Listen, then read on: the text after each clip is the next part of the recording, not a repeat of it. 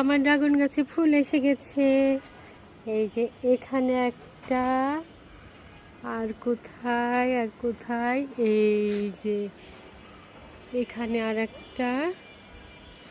কয়টা ফুল ধরেছে দেখি, এখানে আর একটা, আর ওই যে ওখানে দেখা যাচ্ছে একটা, আর গাছের গোড়ায় একটা ধরেছে। আমি তো জানতাম হেলে থাকা ডালগুলোতে ধরে, গাছের গোড়াতেও দেখছি ধরছে। এই যে হেলে থাকা ডালটাতে ধরেছে ড্রাগন ফল। তাহলে এসেই গেল।